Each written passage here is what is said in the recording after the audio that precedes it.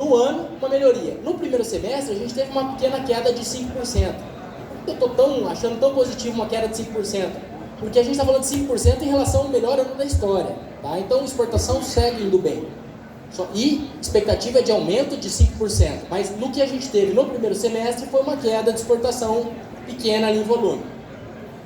Mais milho gerou atratividade para a produção de frango, gerou mais concorrência. Então isso também incomodou o mercado da carne nesse ano. Tá? Então a gente teve mais produção de carne, exportando um pouquinho menos, teve mais disponibilidade interna, mais carne disponível. Diminuiu o preço da carne e aumentou 14% o consumo doméstico nesse primeiro semestre, como eu tinha comentado. Tá? Aumentou por que aumentou esse consumo doméstico? Porque a gente teve essas variações de preços no varejo. Eu estou falando, a ponta de peito ali caiu 12% nos últimos 12 meses. Picanha, a famosa picanha, caiu 6,7%. Tá? Isso aqui é o IPCA 15. Se a gente pegar uma média disso aqui, a gente está falando de 6, 7%, se não me engano. Então, até julho, 12 meses terminados em julho. Menos preço, acaba que gera um aumento de escoamento. Passar um pouquinho pelos custos, o que a gente tem observado aí no cenário de custo de produção? A gente está falando de 72% da safrinha colhida, tá? 72% da safrinha colhida, no mesmo período do ano passado 86% tinha sido colhido, só que a gente está falando de expectativa de bom volume produzido entre safra e safrinha, um volume suficiente inclusive para pressionar a nossa capacidade de armazenamento. Isso aqui é o quanto que falta de armazenamento no Brasil, segundo a produção de cada ano. Então, esse ano, só com a produção de soja e milho, faltou 90 milhões de toneladas de capacidade de armazenamento estático no Brasil. Por isso que quando a safra chega, pressiona tanto o mercado. Quando a gente fala dos Estados Unidos, eles têm 600 milhões de capacidade de armazenamento. Tá?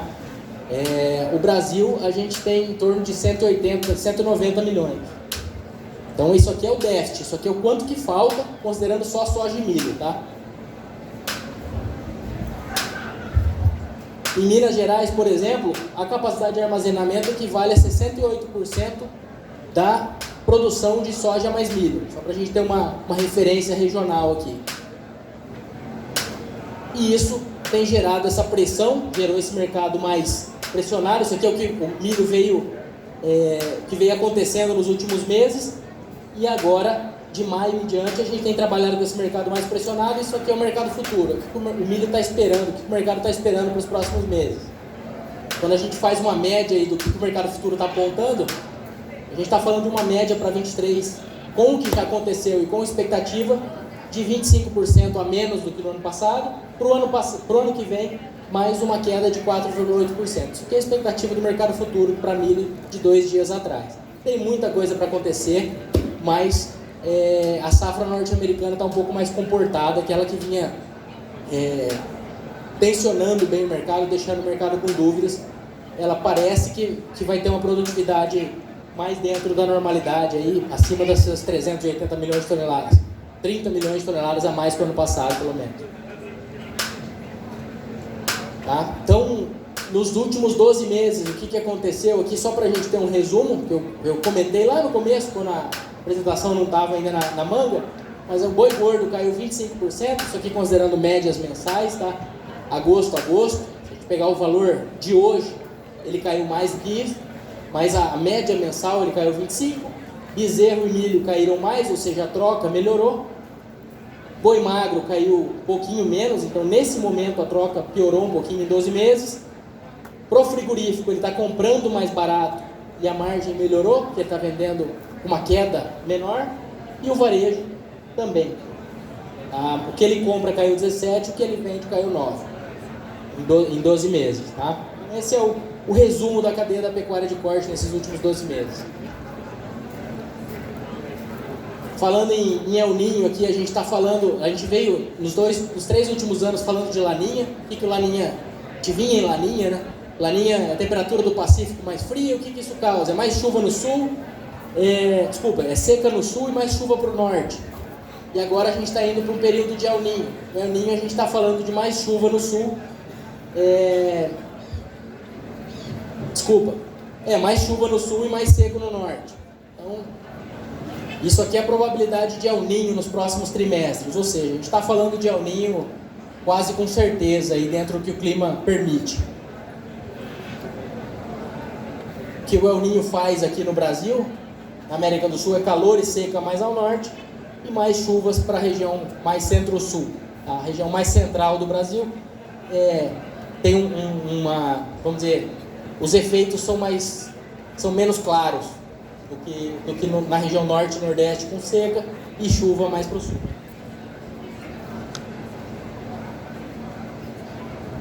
Com base nisso tudo, de mais oferta de gado, exportação maior e consumo doméstico um pouco melhor pelos preços, a expectativa do Departamento de Agricultura dos Estados Unidos para esse ano é isso aqui, ó.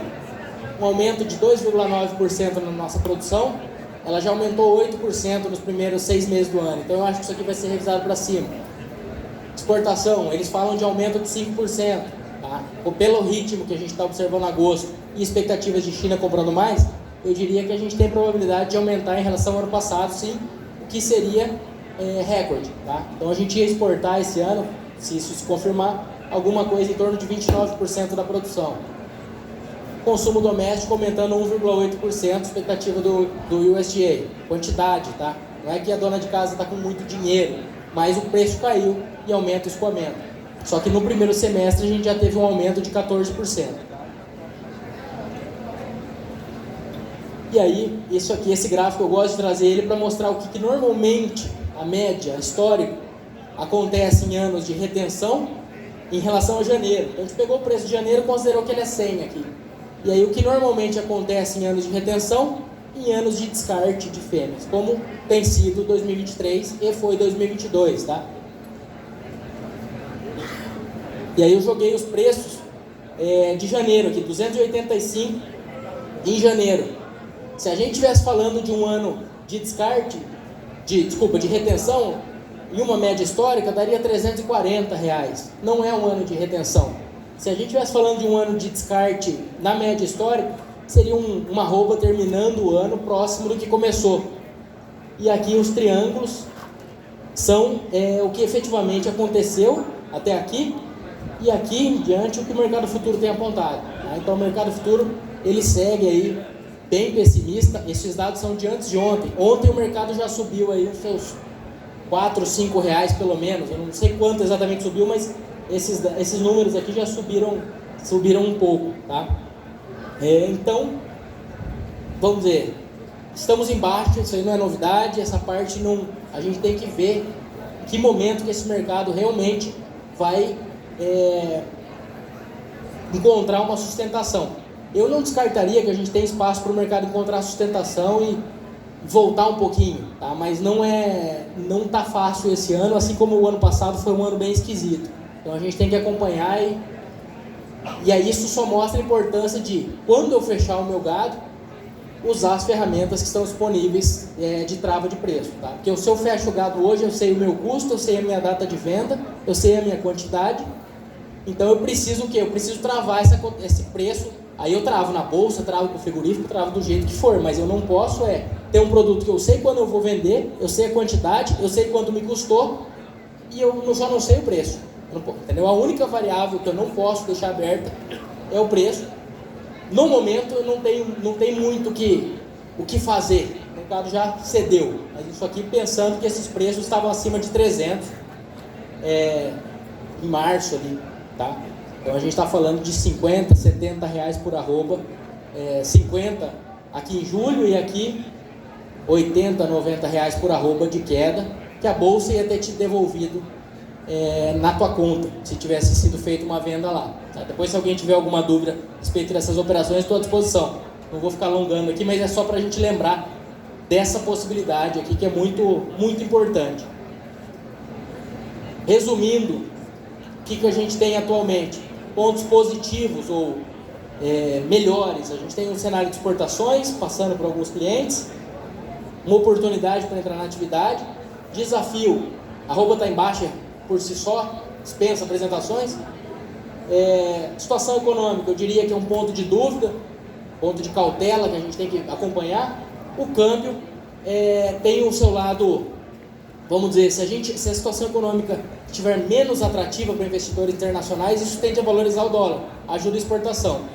Se o dólar estiver caindo, atrapalha a exportação, só que por outro lado, provavelmente é um indicativo de que a economia doméstica está um pouco melhor e isso melhora o consumo doméstico. Então o dólar, ele não pode estar muito baixo, mas essa oscilação aí dia a dia, nossa arroba ela barateou demais em reais, então não é qualquer dólar que vai deixar nossa carne um pouco atrativa lá fora.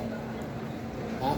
Pessoal, acho que o recado era esse, que tinha para tentar situar dentro do ciclo. Não é a primeira baixa, não vai ser a última, não é a coisa boa, não vim aqui bater palma e falar que legal que a gente está na baixa, não é, mas isso passa, já passou outras vezes e vai continuar passando, tá? E aí eu queria deixar que a gente tem que ter eficiência na comercialização, aproveitando essas oportunidades que passaram, e dentro da produção, que acaba sendo o foco do evento aqui, que é melhorar os resultados e trabalhar com mais gordura nas fases de alta, para na fase de baixa aguentar o solavanco, que de vez em quando, de tempos em tempos, a parte boa vem, de tempos em tempos a parte ruim vem. Tá? É isso, agradeço a atenção, estou à disposição para perguntas, agora ou depois também, aí, se alguém quiser vir falar comigo, eu estou à disposição, vai ser um prazer. Obrigado, pessoal.